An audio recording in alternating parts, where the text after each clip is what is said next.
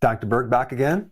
Today we're going to talk about the real benefit of collagen that people are not talking about, probably because they don't know. But this information is quite fascinating because most people take collagen for their hair, for their skin, for their nails, for their joints, to prevent wrinkles, to make themselves more beautiful. But the real purpose of collagen has nothing to do with beauty. But today we're going to talk about what that real purpose is. Let me first give you just a little background on collagen. A long time ago, our ancestors lived very differently than we do in modern times. We ate nose to tail. We ate the organ meats, the bone marrow. And a lot of this also boiled down the cartilage in different knuckle joints and within chicken bones. We made various stews. If we take a look at all of our protein in our body, 30% of it is collagen, which is a different type of protein. Collagen makes up all the connective tissue, which includes the glue that holds everything together, includes the tendons, the ligaments, the cartilage, the fascia, which is like surrounding everything that holds everything together, that gives you your shape. A good portion of your bones are collagen as well. But in modern times, like right now, we like tender meat. That means meat without very much collagen. We like lean chicken breast, right? We don't like tough meat. So our diets right now really only have between 1 and 3% of the protein being collagen, whereas we need 30%. This sets us up for a big situation because we're going to be deficient in one of the key amino acids called glycine, which I will talk about in just a bit. The point is that most people are very deficient in collagen if we compare ourselves to our ancestors. When you are 17 years old, you will have the most collagen of your entire life. You're at your optimum state. You can fall down on the cement and bounce. If I fell down on the cement right now, I would literally shatter. But when I was younger, I got so many different injuries. I'm surprised that I even survived those injuries. But as we get older, let's say you reach the age of 75 years old, you potentially could lose 80% of your collagen. As we get older, we lose a lot of this collagen. We lose the connective tissue that holds everything together. This is why the skin sags. This is why we get wrinkles. This is why our joints fall apart. We become more fragile. So collagen is very important. I want to talk about minor purposes of collagen first, and then I'm going to tell you the big one. Collagen can act as an antioxidant because it helps you increase something called glutathione, which is one of the main antioxidants in our liver that helps protect us. It helps us detoxify. One really cool benefit of collagen is it'll actually help your sleep cycles. Collagen is also really important in gut lining repair. To protect against leaky gut, for example, is a problem. We need collagen to help repair that because one of the key amino acids in collagen is glycine.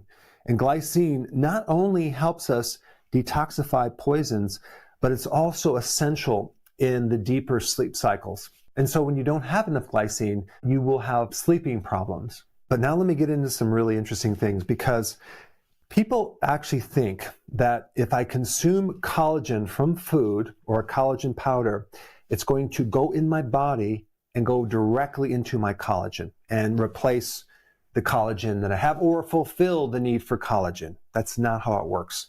The great majority of the collagen that you get from your diet or a powder, like 90% of it, breaks down through the digestive system, gets absorbed into the blood as amino acids. So let me just show you something right here. When we eat protein or we have collagen, we have a series of amino acids connected in a chain. And when we get these smaller chains of individual amino acids, they're called peptide chains. So a peptide is a chain of amino acids. And so when you eat collagen, the great majority of it, 90% of it, breaks down into the individual amino acids, but 10% of it actually is left as peptide chains. Now this is very, very important because peptides are signaling molecules. It's very, very unique function. Even though when you're consuming collagen, you only get a small percentage of these peptide chains, this is a major role in signaling and telling your body to repair and rebuild the collagen connective tissue. Now, let me just help you understand this a little bit more. You're consuming all this collagen. Most of it, 90%, is breaking down into individual amino acids, and it goes into a pool of amino acids, just like if you were to eat an egg or a piece of meat. It's all going into a pool to provide for raw material to build that muscle tissue or tendon or hair or nails or even your collagen. But it's these small peptides that don't get broken down into the individual amino acids. They're able to get absorbed into the gut and go into the bloodstream as a peptide chain, as a signaling molecule to command repair in your body. So that could be a repair in your skin tissue. That could be a repair in your joints. That could be repair in your gut lining. That could be repair in your ligaments. That could be repair in your arteries, because your arteries are also collagen. And when I'm talking about repairing and rebuilding, I'm talking about triggering or stimulating certain genes that trigger these cells called fibroblasts, which are basically little cells in your body that make collagen. They also make elastin to make things more elastic, because collagen is not bone. It's a very flexible tissue, so to speak. And that's the hallmark of someone that's younger versus older. They're more flexible, they're more pliable, they're more resilient, they're more elastic, kind of like a rubber band. And when we lose that elastin, our tissues become wrinkled, they become rigid, we look older. And so we need both more collagen and more elastin. And consuming more collagen not only provides the raw material to build it, but these peptides also provide as a signaling molecule to tell our body what to do with this raw material. And what's even more interesting is if you compare that to eating a steak or a piece of chicken or an egg or fish, you do not get this signaling molecule, okay? You don't get the peptide chain. When you consume muscle meat, when you consume egg, when you consume fish, when you consume whey protein powder, you're only getting the amino acids. And so what's so unique about collagen and what's so different about it is that you get a very powerful stimulus of making more collagen, of repairing collagen, of rebuilding collagen. And again, I'm talking about your skin, your nails, your ligaments, your tendons, fascia, your arteries. The next question is, how do we get more collagen? Yes, you could take a collagen protein powder, but you can also start eating collagen by consuming more skin on the chicken or skin on your fish.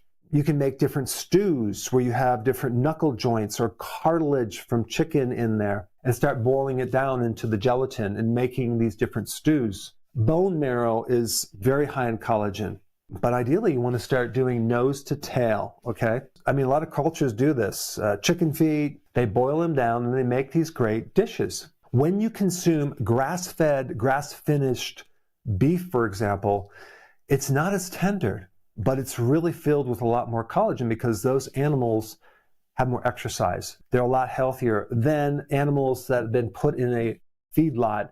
They don't get much space. Their muscle becomes marbleized with fat, and it's super tender beef. Just realize with that, you're getting protein, amino acids, but you're not getting the collagen that we need for the repair and the rebuilding process. One of the things that I do in the morning with my coffee is I'll put a little cream in there. I don't put any sugar or anything like that, but I will put some collagen powder in there, mix it up, dissolve it. It doesn't really give you any extra taste. It just gives it a more of a creamy flavor, but that's one way that I get my collagen. And also as a side note, there's other cofactors to allow this collagen to turn into body tissue. Like vitamin C is a very important cofactor, biotin, trace minerals like copper are really important. So this is why it's important to have a wide range of foods in your diet. And since we're on this amazing topic of collagen, about a year ago, I did a video on collagen, on how to create amazing hair, nails, and skin. And if you haven't seen it, check it out. I put it up right here.